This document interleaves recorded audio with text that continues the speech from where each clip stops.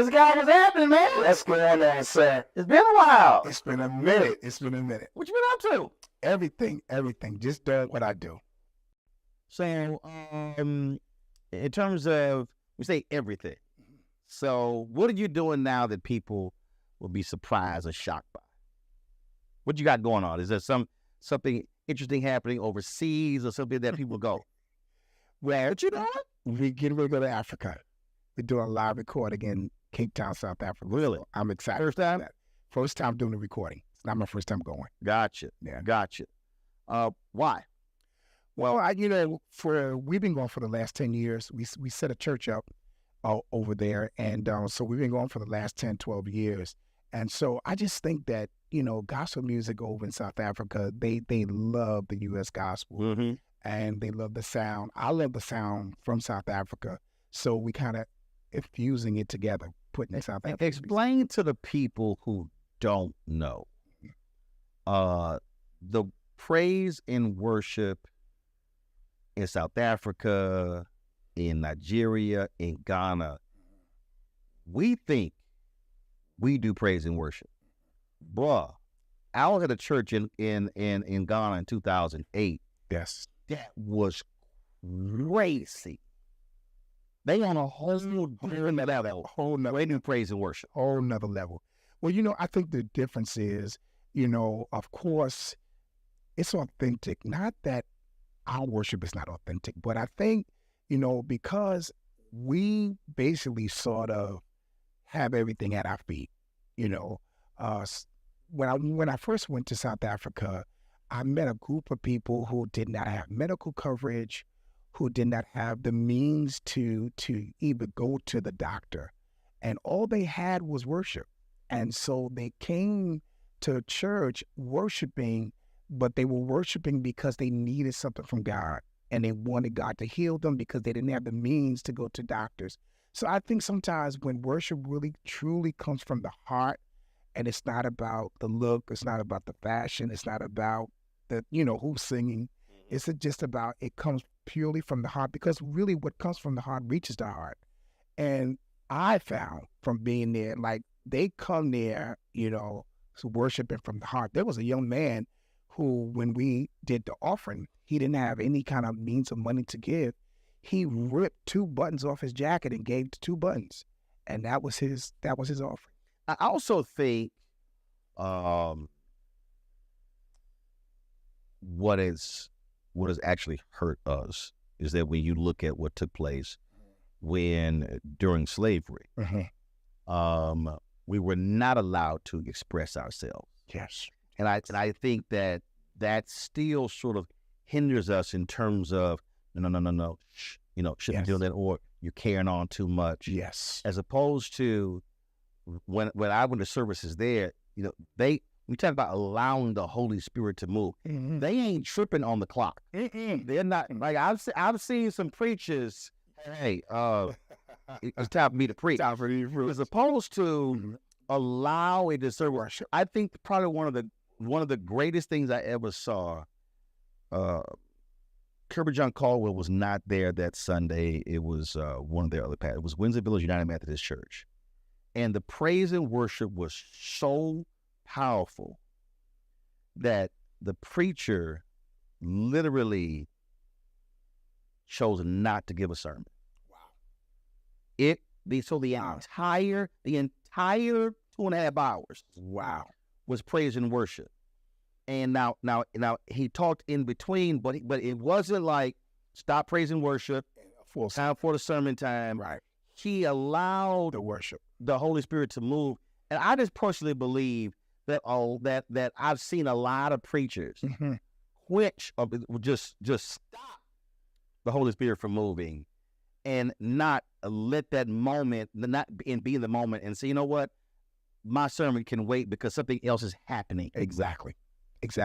And I think when we get to that point, I think that's when we will see a major display as we've seen in Africa. I think we'll see an authentic group of people coming and letting God have his way without quenching it and saying, okay, it should be in order.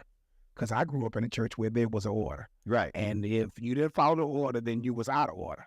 But again, I think, we have to get back to that place where it's just pure worship, and whatever God says, then that's what we do. So you're in a unique position because you're bishop, but then you also got the music piece. And if there are two forces that are constantly battling in a church, there's that preacher And the musician. and the musician. And the music, yes. Yes. Wonder. Because here's the reality. I don't care how great a preacher you are. You need that music. I mean, you can be the greatest preacher in the world, but you need that music. I think, again, trying to get both sides to understand that. The minstrel need the preacher, and the preacher need the minstrel. And I really believe that that's where I come in at, to kind of help both sides come together. And as well as I know, when both sides lock, Oh my God. it's a major experience. Oh, V. Michael McKay. Oh yeah. When he was, so my wife was the first female staff pastor at Brook Hollow Baptist Church Without Walls. She was Wow. education ministry. Okay. And so when they were on Bingo, the original location, so she had these tapes, and V. Michael was so in sync with Pastor Ralph Douglas West. V. Michael would be literally writing songs as he was playing, and Pastor West would say the lyric. Pastor West, who could also sing, would say it as well, and it was sort of just like this, just back and forth, and it was just perfect. And you're right, when those two forces collide, That's right. good, That's right. oh, it's something powerful. But when they collide for bad, It can be a disaster. It will be a disaster. And the worship will go down, the sermon will go down, the music will go down. But when they come together as one force, and when they collide, like you said, I think that it's powerful. And of course, because the enemy knows that, he will always keep friction between the minstrel and the preacher. talk about this shift that we have seen take place during COVID. And I've said this many times. COVID was awful. It was miserable. It was hard to deal with. But if there was a silver lining during COVID, it forced a lot of Black churches to have to change. Yes. Many of them, they hated live streaming. They didn't want cameras, nothing. I had more preachers calling me Roland, you've been doing this, trying to figure out what cameras to buy, what switchers to buy. And many of them realized that they were benefiting, that there were people who were visiting their church who weren't even in their states, who were even out of the country. And so COVID forced a lot of Black churches to have to catch up, as opposed to what we call that 15-year gap between Black churches and everybody else. I agree. I agree. We talk about this all the time. Even myself, it helped me to catch up. And although I'm in the music, side of things as well, I've always in my head, my job was to preach to the community where my church is and to get the community to be involved in the church. And again, my mindset was there for years, but COVID helped me to understand that there will be people that can't get to where my church is, get to the community in which the church is located. And, I've never even considered having members from other cities, from other countries. And Tylers. Never even considered that until COVID hit. So I think that COVID was an eye-opener to all of us, especially the Black church. We needed to advance, and we needed to understand that there will be people that will be attracted to us outside of our city and would want to be a part. And so we had to expand what we were doing. I think it's also because I think so many preachers were taught, fill the seats. Yes. I had this conversation with a lot of HBCU presidents, and a lot of HBCU alumni were saying, hey, we need to get people back to campus. And I remember I was talking to South Carolina State alumni. I said, no, you don't. Right. many HBCUs have infrastructure issues. They don't have the dormitory capacity. I said, there are people who want to go to your school. They can't travel to South Carolina. That's right. I said, how many alumni chapters y'all have? They said like 39. I said, you could be creating your communal experience in your cities, but they still go to your school. And the president was like, brother, thank you for saying that, because they were so fixated on buildings when he was saying, no, we can actually grow the university, right, and folk not even step foot on the campus. And I think that's when you're so trained to, I got to see people, I got to see them sitting in the pews without realizing that they're out there and they're giving, they're tithing, they're involving. It's reaching them in a totally different way. It blew my mind when I looked at the numbers that I have online as opposed to what's actually in the church. And it's like, you have double or triple the numbers online than you do in church. Right. And so it's like, and if your mission is to spread the gospel, it's supposed to be our mission, right? Yeah. I think, sometimes God have to really push us in deep water. Sometimes we can get stuck where we are. And sometimes God's like, I need to move the church along. So, I'm going to have to do something to move you along. And I really believe that that's what COVID did for us. Speaking of moving along, when you look at this tour, the 17th annual McDonald's tour, and then when you look at the roster of artists and you look at new sounds, different sounds, not traditional sounds, what does that say to you about the next phase or the next decade or 2 decades of gospel music? I believe that it's moving in the right direction, really. As I look at all of the artists that's on, I think each of us bring a different element. And I think that the message of gospel needs to get out, that it's broader than what most people think. We have all different types of music as it, relates to gospel music. And I think that this is what this tour is going to bring to the table. Like, this is what gospel really is. You have your traditional, your contempt, you have, your urban contempt. Well, a couple of artists were talking about Brie Babineau. She said, "I'm neo soul," right? And you don't hear people using that phrase exactly with gospel. Her deal was, but this is what I listened to growing up. And exactly, this is what informed my musical taste. Mm-hmm. And that's what it is. And I think that if we don't bring it to the table, people won't see that. People won't understand.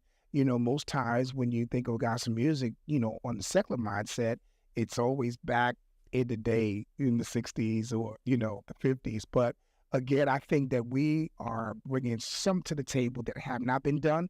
And so we're moving forward just to see, the multi-gospel artists that's on the tour now. It really puts a smile on my face. And I'm thinking about the contemporaries and the urban contempt. And, back in the day, I was considered contempt, but now I'm considered tradition. Right. And it was like, but it's like, right. Hey, so you go from being edgy, all of a sudden, old school. Right. Put it in the A-flat. Let me hear A-flat, please. Here we go. Won't he make you?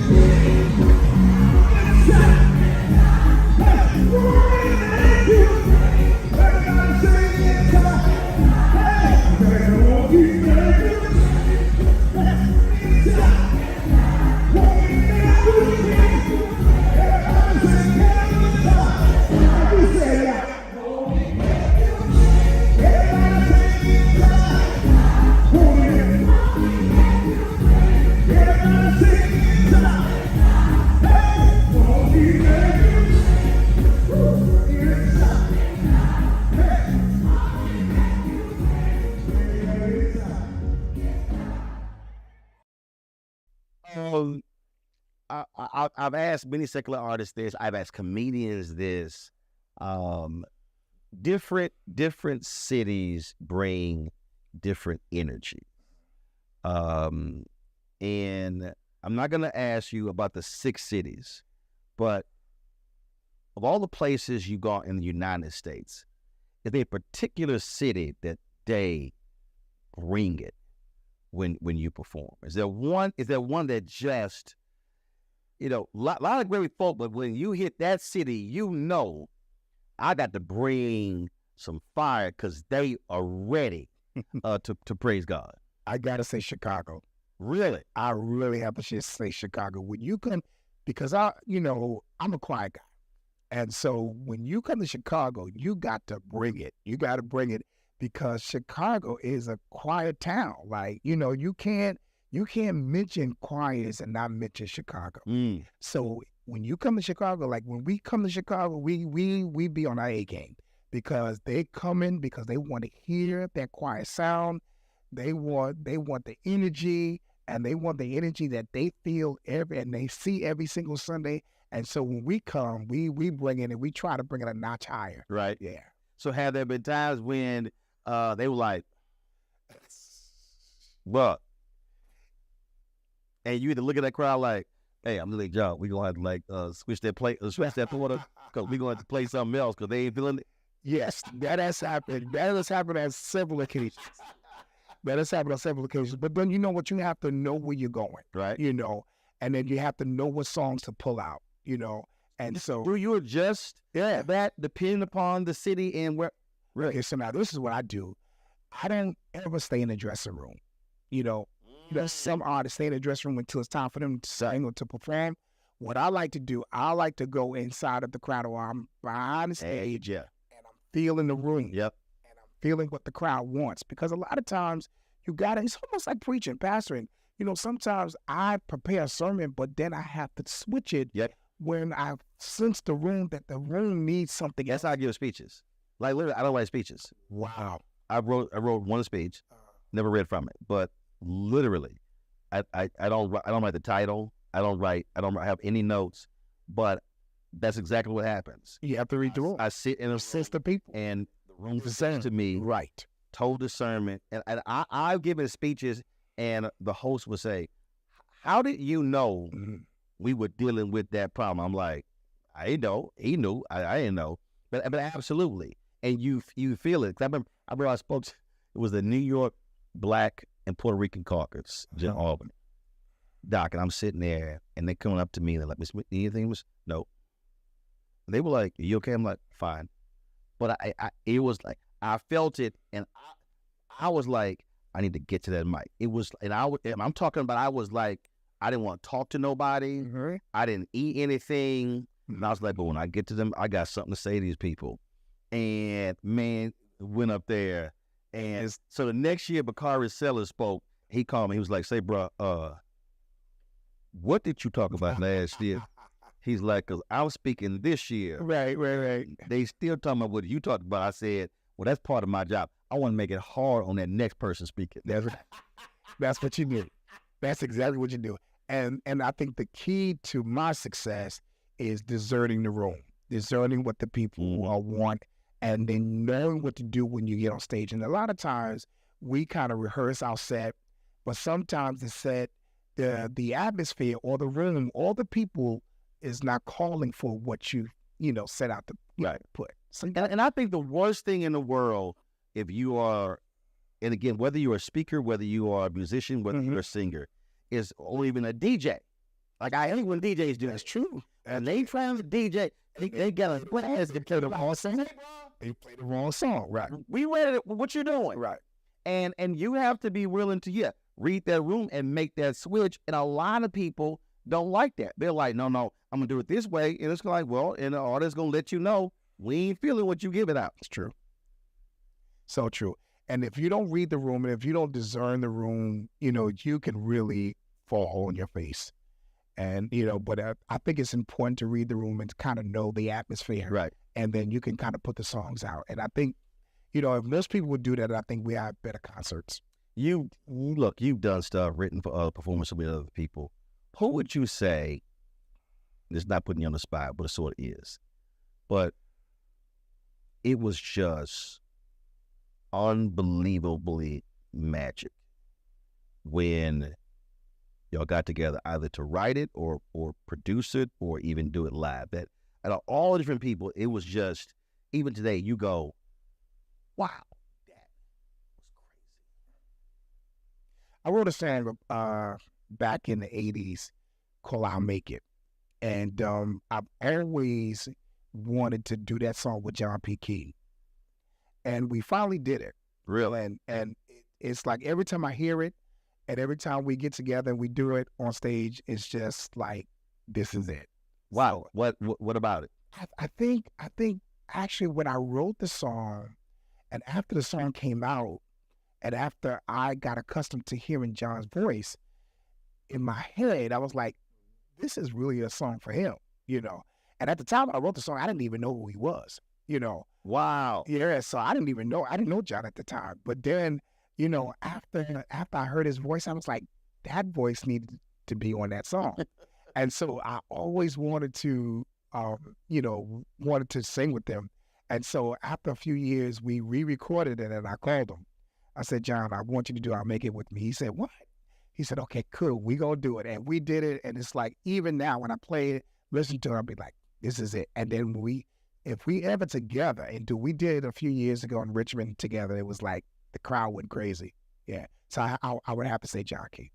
I think there's some, what always amazes me is when, and I know this is hard for being an artist, that you're still putting new music out, you still want to express creativity and still want to stretch, but there are just some songs that they hit folk in a certain way that they're like, look, you can go and sing the rest of that stuff if you want to, but I need to hear this. And when you were talking about that, and I was on Instagram Live and I was just killing Show Up. And Johnny, because I never met him as well. Mm-hmm. And he hits me, he said, are you serious? I was like, John, you don't understand. I said, bruh, you can put out all the other stuff. But that song, and you're right, that choir, and the repetition, hit, it's a whole different thing. And we've since become friends. When he did with the song during COVID, it was the Go-Go infused song. He sent it to me beforehand, and I was just like, just killing it. But it's just some songs that look. Jan has that sound. He has that sound and he has that voice. It's gonna capture you, and it's gonna ring in your head. It's gonna ring in your heart. And he just write those songs that you just gonna keep on doing this. Mm-hmm. Just gonna keep on playing it. When you think back to just all the different songs that you've done, and it's always interesting when I ask this question, because most artists will say something that most people do not agree with. Mm-hmm. What is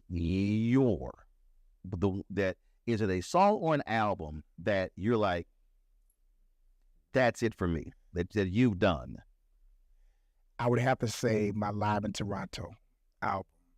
That's that live project in Toronto still rings in my heart and my mind. The songs like Clean Inside, that song still, everyone, after 30 years, we're coming up on 30 years of doing that live album. And that song still is a favorite of everybody. So I would have to say that.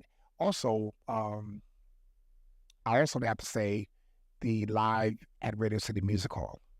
When we did that, we did the song I Need You to Survive. Mm-hmm. And we did that song basically for 9/11. Mm. And so that's another song that really, really, I have to say that's one of the songs that I kind of go back to.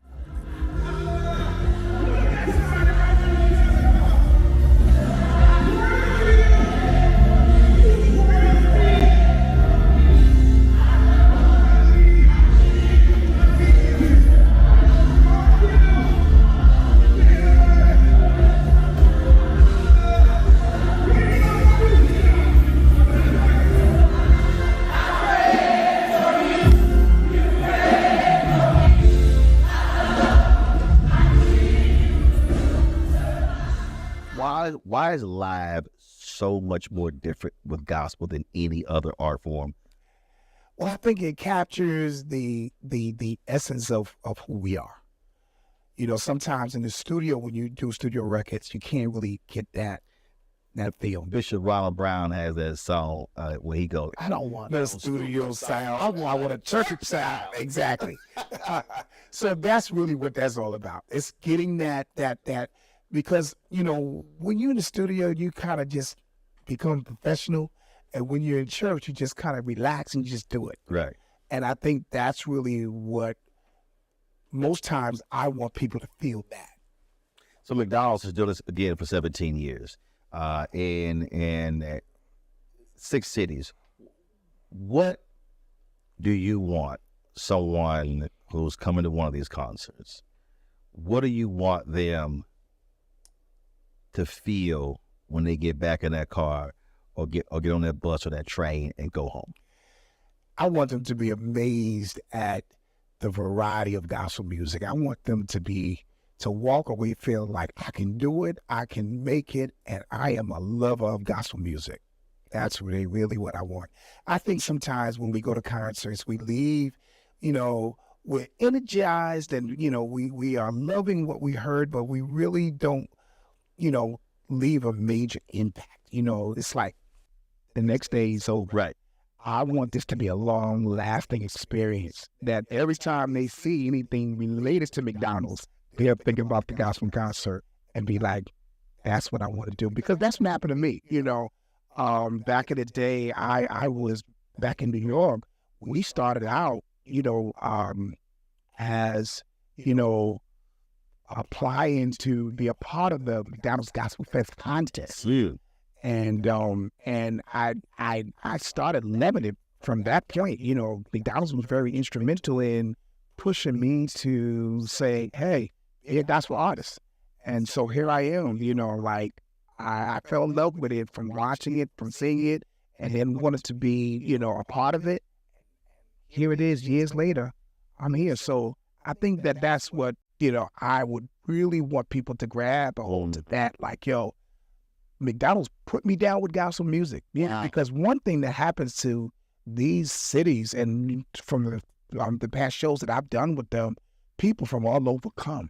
And some of them come and don't know what to expect. And when they leave, they be like, wow, this is what gospel music is? We're like, yes, we've been trying to tell you this all along. And now you know. And now you know. Bishop, always good to see you, my brother. It's always good to talk to you, man. Yes, sir. You're doing real good. I'm proud of you, bro. I appreciate it.